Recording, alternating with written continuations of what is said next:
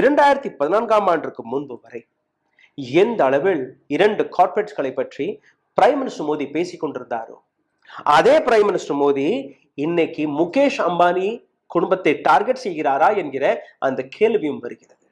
முகேஷ் அம்பானி மட்டுமல்ல, முகேஷ் அம்பானியுடைய தம்பியான அனில் அம்பானி, முகேஷ் அம்பானியுடைய மகனான அனந்த் அம்பானியையும் இந்த நாட்டு அரசாங்கம் டார்கெட் செய்ய தொடங்கிவிட்டதா என்கிற அந்த விஷயத்தை நீங்க பார்க்க வேண்டும்.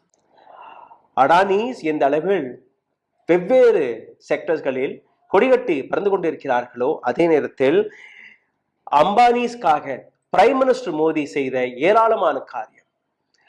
அது ஜியோ லான்ச்சின் போது பிரைம் மினிஸ்டர் மோடியுடைய படம் முதல் பக்கத்தில் அவரே பிராண்ட் அம்பாசிடர் போன்று எடுத்து காட்டினார்கள். பிஎஸ்என்எல்ஐ எப்படி முறித்து எப்படி ஜியோவிற்கான அந்த வழியை எடுத்து காட்டினார். இதுவும் அதில் அடங்கும். கவர்மெண்ட் செக்டர் எந்த அளவில் அம்பானிஸ்களுக்காக ஏராளமான வழிகளை தேடி கொடுத்ததோ அதே நேரத்தில் அடானிஸ்களுக்கும் எடுத்து கொடுத்தார்கள்.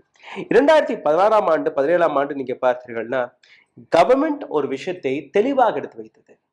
We stand firm with corporates. Modi அரசாங்கம் கார்ப்பரேட்களுக்காக மட்டும்தான் வேலை பார்க்கிறது, மக்களுடைய எந்த கவலையும் எங்களுக்கு கிடையாது.